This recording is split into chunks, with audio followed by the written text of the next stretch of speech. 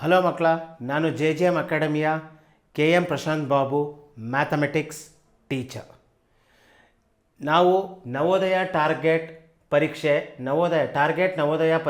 60 ದಿನಗಳ ಅಂತ ಒಂದು ಸೀರೀಸನ್ನು ಶುರು ಮಾಡಿದ್ದೀವಿ. ಕೇವಲ 99 ರೂಪಾಯಿಗಳಿಗೆ ಅದನ್ನು ನೀವು ಪಡ್ಕೋಬೋದು, ಸಬ್ಸ್ಕ್ರಿಪ್ಷನನ್ನು ಅನ್ನೋದು ನಿಮಗೆ ಗೊತ್ತಿದೆ. ಈಗ ಏನಂದರೆ 2025ನೇ ಸಾಲಿನಲ್ಲಿ ಬರುವಂತಹ 2024-25ರಲ್ಲಿ ಬರುವಂಥದ್ದು ಏನಂದರೆ ಜನವರಿ 18ನೇ ತಾರೀಕು ಇರೋವಂಥ ಪರೀಕ್ಷೆಗೆ ನಾವು ಹೇಳ್ದಂಗೆ ಈಗ ಕೊನೆಯ ಪ್ರಶ್ನೆ ಪತ್ರಿಕೆ 2024ನೇ ಪ್ರಶ್ನೆ ಪತ್ರಿಕೆ, ಅದರಲ್ಲಿ ಅಂಕಗಣಿತದ ಮೊದಲು 5 ಪ್ರಶ್ನೆಗಳನ್ನು ನಾನು ಮಾಡಿದ್ದೀನಿ. ಇನ್ನು ಈಗ 6ನೇದರಿಂದ 10ನೇ ಪ್ರಶ್ನೆವರೆಗೂ ಈಗ ಈ ವಿಡಿಯೋಲ್ಲಿ ಮಾಡ್ತೀನಿ ನಾನು. ಈಗೇನೆಂದರೆ ಕೇವಲ 99 ರೂಪಾಯಿಗಳಿಗೆ ಬಿಟ್ಟಿದ್ವಿ ಅದನ್ನು. ಈಗ 2025-2026ನೇ ಸಾಲಿಗೆ 2025-26 ಅಂದರೆ 26ಲಿ ನೀವು ಎಕ್ಸಾಮನ್ನು ಬರೆಯುವಂಥದ್ದು. ಆ ಎಕ್ಸಾಮಿಗೆ ಬೇಕಾದಾಗ ನೀವು ನಿಮಗೆ ಬೇಕಾದರೆ ಯಾರೋ ನವೋದಯಗೆ ಹುಡುಕ್ತಾ ಇರ್ತೀರ, ಅವರು ಏನಂದರೆ ನಮ್ಮ ಆ್ಯಪನ್ನು ಸಬ್ಸ್ಕ್ರಿಪ್ಷನನ್ನು ತಗೊಳ್ಳಿ. ಮತ್ತು ನಾವು ಆನ್ಲೈನು ಮತ್ತು ಆಫ್ಲೈನ್ ಎರಡನ್ನೂ ಬೆಂಗಳೂರಲ್ಲಿ ಮಾಡ್ತಾಯಿದ್ದೀವಿ. ಮತ್ತು ಬೆಂಗಳೂರಲ್ಲಿ ನವೋದಯ ಕ್ರ್ಯಾಶ್ ಕೋರ್ಸ್ ಅಂತ ಸಮ್ಮರ್ ವೆಕೇಷನಲ್ಲಿ ಮಾಡ್ತೀವಿ. ಎಲ್ಲದಕ್ಕೂ ಇಲ್ಲಿ ನಾವು ನವೋದಯನ ಸರ್ಚ್ ಮಾಡಬೇಕಾದ್ರೆ ನಮ್ಮ ವಿಡಿಯೋನ ಕಂಡ ತಕ್ಷಣ ಅದರಲ್ಲಿ ಬರ್ತಾ ಇರುವಂಥ ದೂರವಾಣಿಯ ಸಂಖ್ಯೆಗೆ ನೀವು ಕರೆ ಮಾಡಿಬಿಟ್ಟು ನೀವು ಹೆಚ್ಚಿನ ಮಾಹಿತಿಗಳನ್ನು ಪಡ್ಕೋಬೋದು ಮಕ್ಕಳ.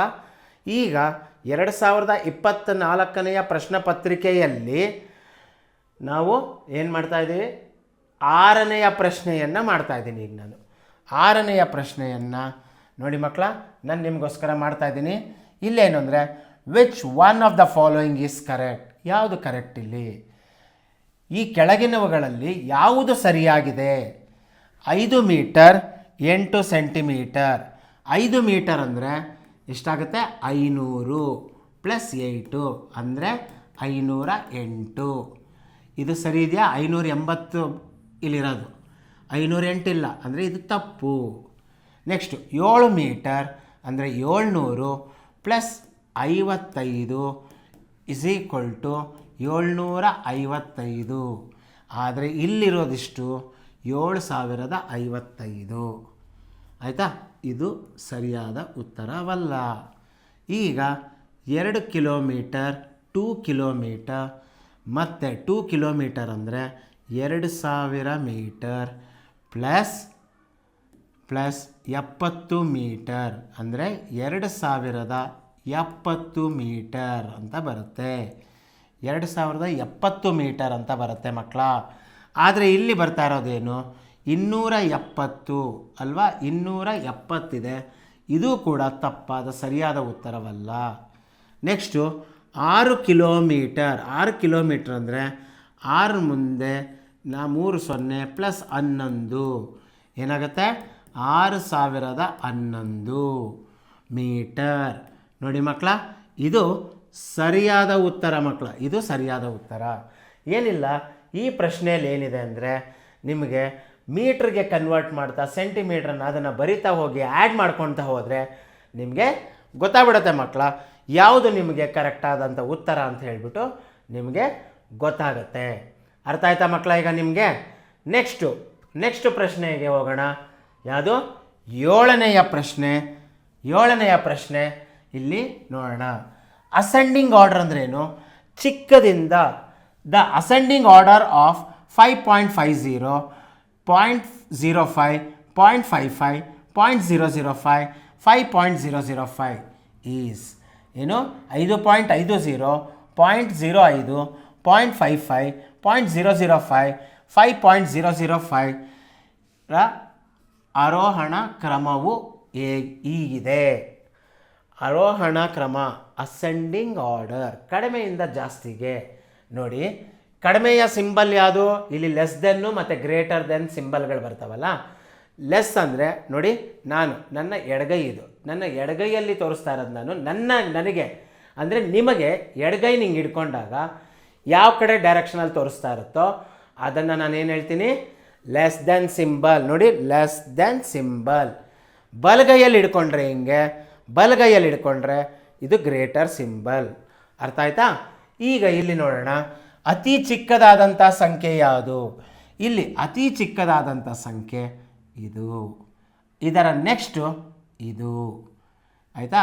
ಇದು 1 2. ನೆಕ್ಸ್ಟ್ ಯಾವುದು? ನೆಕ್ಸ್ಟು ಅದಾದ ಮೇಲೆ ಇದು 3. ಅದಾದಮೇಲೆ ಬರುವಂಥದ್ದು 4. ಅದಾದಮೇಲೆ ಬರೋದು 5. ನೋಡಿ, ಈ ರೀತಿ ಅರೇಂಜ್ ಆಗಿರೋದು. 1 ಯಾವುದು? ಇದು. 2 ಯಾವುದು? ಇದು ಅರೇಂಜ್ ಆಗಿದೆ. 3 ಯಾವುದು?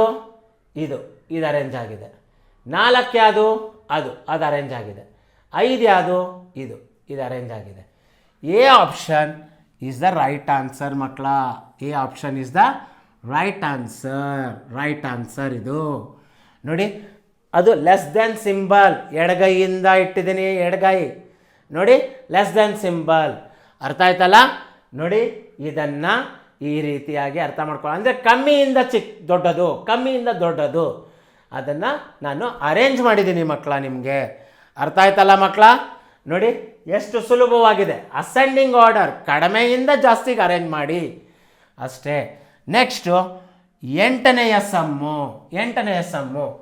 Which of the following are not equivalent ಅಲ್ಲ. ಅಂದರೆ ಇದನ್ನು ಇಲ್ಲಿ ನೋಡಿ, ಇದು ಯಾವುದೋ ಒಂದು ಮಗ್ಗಿ, ಇವೆರಡು ಒಂದೇ ಮಗ್ಗಿಯಲ್ಲಿ ಹೋಗುತ್ತೆ.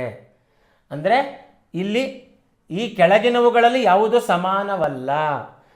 ಇದು ಒಂದೇ ಮಗ್ಗಿಲಿ ಹೋದಾಗ ಇವೆರಡೂ ಮತ್ತೆ ನನಗೆ 3/5 ಅಂತಲೇ ಸಿಕ್ಬೇಕಿಲ್ಲಿ. ಹೋಗುತ್ತಾ? ಅದನ್ನು ನೋಡೋಣ ಬನ್ನಿ ನಾವಲ್ಲಿ. ಈಗ 18 6 3 6 5 ನೋಡಿ, 3 5 ಬಂತಾ? 3/5 ಅಂತಲೇ ಬಂತು. Yes, correct. ಇಲ್ಲಿ 4 ಎಷ್ಟು? 4 5 4 5 4 7 5/7 5/7 ಬಂತು. ನೆಕ್ಸ್ಟು ನೋಡಿ, ಇಲ್ಲಿ 6/9 ಇದೆ. ಇಲ್ಲಿ ಏನಾಗುತ್ತೆ? 6 ಅಂತ ಹೇಳಿದ್ರೆ 4 4 6 ಇದು 4ರ ಮಗ್ಗಿಯಲ್ಲಿ ಹೋಗಲ್ಲ, ಅಥವಾ 3ರಲ್ಲೇ ಹೋಗುತ್ತೆ ಅಂದ್ಕೊಳ್ಳಿ. 3 2 3 3 ಇಲ್ಲಿ ಏನಾಗುತ್ತೆ? 3ರಲ್ಲಿ ಹೋಗಲ್ಲ. 24 3ರಲ್ಲಿ ಹೋಗುತ್ತೆ. ಎಷ್ಟಾಗುತ್ತೆ? 8 ನೋಡಿ, ಇಲ್ಲಿ ಬರುತ್ತಾ? ಇಲ್ಲಿ 3ರಲ್ಲಿ ಹೋಗುತ್ತಾ? 25 ಹೋಗಲ್ಲ. ಆಯಿತಾ? ಈಗ ಇಲ್ಲಿ 9 1 9 2 36 1 36 2 ನೋಡಿ, ಎಲ್ಲದು ಸೇಮ್ ಇದೆ. ಇದು ಒಂದನ್ನು ಬಿಟ್ಟು, ಅಂದರೆ ನಮಗೆ ಬೇಕಾಗಿರುವಂಥದ್ದು ಉತ್ತರ ಯಾವುದು? ಇದೆ ಮಕ್ಕಳ, ಇದೆ. ಗೊತ್ತಾ? ಸರಿಯಾಗಿ ಇದನ್ನು ಸೇಮ್ ಬರಲ್ಲ, ಅದಕ್ಕೆ ಇದೇ ಸರಿಯಾದ ಉತ್ತರ. ಟೆಸ್ಟ್ ಮಾಡ್ಕೊಂಡು ಹೋಗೋದಷ್ಟೆ, ಟೆಸ್ಟ್ ಮಾಡ್ಕೊಂಡು ಹೋಗೋದು. ಅರ್ಥ ಆಯ್ತಲ್ಲ? ಈಗ ನೆಕ್ಸ್ಟು 9ನೆಯ ಪ್ರಶ್ನೆ ಮಕ್ಕಳ. 9ನೆಯ ಪ್ರಶ್ನೆ ಇಲ್ಲಿ ಏನಾಗುತ್ತೆ? The expenditure of a family per month is as follows. Kitchen 9378, education 3780, conveyance 2817, sundry expenses 4388. Rounded off total monthly expenditure of the family to the nearest 1000. ಒಂದು ಕುಟುಂಬದ ಮಾಸಿಕ ಖರ್ಚು ಈ ಕೆಳಗಿನಂತಿದೆ. ಅಡುಗೆ ಮನೆಗೆ ಖರ್ಚಾಗೋದು 9378. ಶಿಕ್ಷಣಕ್ಕೆ ಖರ್ಚಾಗುವಂಥದ್ದು 3780. ಸಾಗಣೆ 2817. ಖರ್ಚು ವೆಚ್ಚಗಳು 4388. ಅಂದರೆ ಈಗೇನು ಮಾಡಬೇಕು? ಇದು ಮಾಸಿಕ ವೆಚ್ಚವ ಸರಿಸುಮಾರು 1000 ಒಟ್ಟುಗೂಡಿಸಿದರೆ 1000ದ ಪ್ಲೇಸ್ಗೆ ಹತ್ತಿರದ 1000ಕ್ಕೆ, ಇದ್ರಾಗ ಹತ್ತಿರ 1000 ಅಂದರೆ 9000 ಆಗುತ್ತೆ. ಆಯಿತಾ? ಇದು ಹತ್ತಿರದ 1000 ಅಂದರೆ 4000 ಆಗುತ್ತೆ. ಇದು ಹತ್ತಿರದ 1000 ಅಂದರೆ 3000 ಆಗುತ್ತೆ. ಇದರ ಹತ್ತಿರದ 1000 ಅಂದರೆ 4000 ಆಗುತ್ತೆ. ಎಲ್ಲ ಒಟ್ಟಿಗೆ ಕೂಡಿದಾಗ ನಮಗೆ ಬರುವಂಥದ್ದು 20,000ಗಳಾಗತ್ತೆ. 20,000ಗಳಾಗತ್ತೆ. 20,000 ಇದೆ ಮಕ್ಕಳ ಇಲ್ಲಿ ನೋಡಿ. ಇಲ್ಲಿದೆ. 1000ದ ಜಾಗಕ್ಕೆ ರೌಂಡ್ ಆಫ್ ಮಾಡಿ ಮಾಡಬೇಕಾಗತ್ತೆ ಅಲ್ವಾ. ನೋಡಿ ಕ್ವಿಕ್ಕಾಗೆ ಅಲ್ಲಿ ಎಕ್ಸ್ಪೆಂಡಿಚರ್, ಫ್ಯಾಮಿಲಿಯ ಎಕ್ಸ್ಪೆಂಡಿಚರ್ಸ್ಗಳನ್ನು ಕೊಟ್ಟಿದ್ದಾರೆ. ಆ ಎಕ್ಸ್ಪೆಂಡಿಚರ್ಸ್ಗಳ 1000 ಯಾವುದಕ್ಕೆ 1000 ಹತ್ತಿರದ 1000ಕ್ಕೆ ಅದನ್ನು ರೌಂಡ್ ಆಫ್ ಮಾಡಿ ಮಾಡಬೇಕು. ಅಲ್ಲಿ ಮಾಡಿದ್ದೀನಿ 9,000, 4,000, 3,000, 4 ಇದೆಲ್ಲ ಒಟ್ಟಿಗೆ ಕೂಡಿದಾಗ 20,000 ಬರುತ್ತೆ. 20,000 ಬರುತ್ತೆ ಮಕ್ಕಳ. ನೋಡಿ ಮಕ್ಕಳ, ಎಷ್ಟು ಸುಲಭವಾಗಿದೆ ಇದು, ಎಷ್ಟು ಸುಲಭವಾಗಿದೆ. ಗೊತ್ತಾಯ್ತಾ ಮಕ್ಕಳ? ಈಗ ಈ ವಿಡಿಯೋಯ ಕೊನೆಯ ಪ್ರಶ್ನೆ, 5ನೆಯ ಪ್ರಶ್ನೆ. ಅಂದರೆ 10 ಪ್ರಶ್ನೆಗಳು ಮುಗಿಯುತ್ತವೆ. ಈಗ vendor byes lemons at the rate of 5 lemons for ₹7 and sells them at the rate of 2 lemons for ₹350. After selling 100 lemons, his profit or loss is 100 ಲೆಮನ್ಗಳನ್ನು ಮಾರಿದ ನಂತರ ಅವನಿಗೆ ಎಷ್ಟು ರೂಪಾಯಿ ಲಾಭ ಬಂತು ಅಂತ ಕೇಳಿದ್ದಾರೆ ಅಲ್ವಾ. ಒಬ್ಬ ಮಾರಾಟಗಾರನು 5 ನಿಂಬೆಹಣ್ಣುಗಳನ್ನು ದರದಲ್ಲಿ 7ಕ್ಕೆ ನಿಂಬೆಹಣ್ಣುಗಳನ್ನು ಖರೀದಿಸಿ ಮಾರಾಟ ಮಾಡುತ್ತಾನೆ. ಅವುಗಳನ್ನು ₹3.25ಕ್ಕೆ 2 ನಿಂಬೆಹಣ್ಣುಗಳ ದರದಲ್ಲಿ ನೀಡಲಾಗುತ್ತದೆ. ಮಾರಾಟ ಮಾಡ್ತಾನೆ. ಆಮೇಲೆ 100 ನಿಂಬೆಹಣ್ಣುಗಳನ್ನು ಮಾರಿದಾಗ ಅವನಿಗೆ ಎಷ್ಟು ಪ್ರಾಫಿಟ್ ಬಂತು ಅನ್ನೋದು ಬೇಕು. ಇಲ್ಲೇನಾಗುತ್ತೆ ನೋಡಿ, 7/5. ಯಾಕೆ ಮಕ್ಕಳ 7/5 ಅಂತ ಮಾಡಿದೆ? ₹7ಗೆ 5 ನಿಂಬೆಹಣ್ಣನ್ನು ತಗೋತಾನೆ ಅಂದರೆ ಒಂದು ನಿಂಬೆಹಣ್ಣಿನ ಬೆಲೆ ಎಷ್ಟಾಯಿತು ಅನ್ನೋದು ಬೇಕಾಗುತ್ತೆ. ಅದಕ್ಕೆ 7/5, ಒಂದು ನಿಂಬೆಹಣ್ಣಿನ ಬೆಲೆ 7/5. ಇದನ್ನು ಡಿವೈಡ್ ಮಾಡಿದಾಗ ನೋಡಿ, 7ನ್ನು ಡಿವೈಡ್ ಮಾಡಿದಾಗ 5ರಿಂದ 1, 5 ಇಲ್ಲಿ 2 ಅಂತ ಬರುತ್ತೆ. ಪಾಯಿಂಟ್ ಇಟ್ಟಾಗ 0, 4 ಆಯಿತಾ. ಇದು ಬರುತ್ತೆ 1.4, ₹1.40 ಬರುತ್ತೆ. ಅವನು ಎಷ್ಟಕ್ಕೆ ಮಾರ್ದ ಅಂದರೆ 2 ನಿಂಬೆಹಣ್ಣನ್ನು ₹3.25ಗೆ, 3.5 ಡಿವೈಡೆಡ್ ಬೈ 2. ನೋಡಿ, 3.5ಯನ್ನು 2 ಭಾಗ ಮಾಡಿದ್ರೆ ₹1.75. ₹1.75. ನೋಡಿ ಮಕ್ಕಳ, ಅವನು 2 ನಿಂಬೆಹಣ್ಣನ್ನು ಮಾರಿದಾಗ ಅವನಿಗೆ 35 ಪೈಸಾ ಲಾಭ ಬರುತ್ತೆ. ಆಯಿತಾ, 35 ಪೈಸಾ ಲಾಭ ಬರುತ್ತೆ. ಅವನಿಗೆ ಎಷ್ಟು ಬರಬೇಕು ಅಂದರೆ ಇಲ್ಲಿ ನೋಡಿ 35 ಪೈಸಾ. ಇಲ್ಲಿ ಅವನಿಗೆ ಲಾಭ ಬರ್ತಾ ಇರೋದೆಷ್ಟು? 2 ನಿಂಬೆಹಣ್ಣಿಗೆ ಲಾಭ ಬರ್ತಾ ಇರೋವಂಥದ್ದು ₹0.35. ಸಪ್ರಾಕ್ಟ್ ಮಾಡಿದ್ದೀನಿ ಅಷ್ಟೇ. 10ರಲ್ಲಿ 5 ಹೋಗುತ್ತೆ, 5 ಬರುತ್ತೆ. ಇಲ್ಲಿ 3 ಇರುತ್ತೆ, 3ರಲ್ಲಿ ಹೋಗಲ್ಲ. ಮತ್ತು ಇಲ್ಲಿಗೆ 13 ಅಂತ ತೊಗೊಳ್ತೀನಿ. 13ರಲ್ಲಿ 7 ಹೋದರೆ ನೋಡಿ, ಇಲ್ಲಿ 40, ಇಲ್ಲಿ 35 ಎಷ್ಟಾಗುತ್ತೆ? ಇಲ್ಲಿ 3. ಇದರಿಂದ ಮೈನಸ್ ಮಾಡಿ, ಕ್ಷಮಿಸಿ, ಇದು 140 ಅಲ್ವಾ. 175/140. ಇದನ್ನು ಹಿಂಗೆ ಗುಣಿಸ್ಕೊಂಡು ಹಿಂಗೆ ಮಾಡಿ 5, ಇಲ್ಲಿ 3, ಇಲ್ಲಿ 0, 35 ಪೈಸಾ ಬರುತ್ತೆ. ಅವನಿಗೆ 2 ನಿಂಬೆಹಣ್ಣನ್ನು ಮಾರುತ್ತಾರೆ. 2 ನಿಂಬೆಹಣ್ಣನ್ನು ಮಾರಿದಾಗ ಅವನಿಗೆ ಬಂದದ್ದು ಎಷ್ಟು ಬಂತು? 35 ಪೈಸಾ ಲಾಭ ಬಂತು. 2 ನಿಂಬೆಹಣ್ಣು ಅಂದರೆ ಈಗ 1 ನಿಂಬೆಹಣ್ಣು ಅಲ್ವಾ ಇದು. ಇದನ್ನು ಡಿವೈಡ್ ಮಾಡಿದಾಗ 1 ನಿಂಬೆಹಣ್ಣಿನ ಬೆಲೆ 1 ನಿಂಬೆಹಣ್ಣಿಗೆ 35 ಪೈಸಾ. 35 ಪೈಸಾ. 1 ನಿಂಬೆಹಣ್ಣಿಗೆ ಎಷ್ಟು ಲಾಭ ಬಂತು ಅಂತಂದರೆ 35 ಪೈಸಾ ಆಯಿತು. 2ರಿಂದ ಯಾಕೆ ಡಿವೈಡ್ ಮಾಡಿದ್ದೀನಿ ಅಂದರೆ 1 ನಿಂಬೆಹಣ್ಣಿನ ಬೆಲೆ ಎಷ್ಟಾಗಿದೆ, ಎಷ್ಟಕ್ಕೆ ಮಾರಿದ್ದಾನೆ ಅಂತ ಗೊತ್ತಾಗಬೇಕು ನನಗೆ. ₹3.25ಗೆ 2 ನಿಂಬೆಹಣ್ಣ ಮಾರಿದ್ದಾನೆ ಅಂದರೆ ಅವನ್ನ 2 ನಿಂಬೆಹಣ್ಣನ್ನು ಮಾರಿದಾಗ ನನಗೇನಾಯಿತು? ₹1.75 ಬಂತು ಅಂತ ಗೊತ್ತಾಯಿತು. ಅವನು ತೊಗೊಂಡಿದ್ದು ₹1.40 ತೊಗೊಂಡಿದ್ದು. ಅದಕ್ಕೆ ಅವನಿಗೆ 1 ನಿಂಬೆಹಣ್ಣಿಂದ 35 ಪೈಸಾ ಲಾಭ ಬಂತು. ಆದರೆ ಅವನು ಕೇಳಿರುವುದು 100 ನಿಂಬೆಹಣ್ಣಿಗೆ ಎಷ್ಟಾಯಿತು ಅಂತ ಕೇಳಿದ್ದಾರೆ. ಏನಿಲ್ಲ, 35 × 100, 2 0 ಮುಂದಕ್ಕೆ ಹೋಗುತ್ತೆ, ಪಾಯಿಂಟ್ ಮುಂದಕ್ಕೆ ಬರುತ್ತೆ. ₹35 35. ನೋಡಿ ₹35 ಪ್ರಾಫಿಟ್. ಅರ್ಥ ಆಯ್ತಾ ಮಕ್ಕಳ?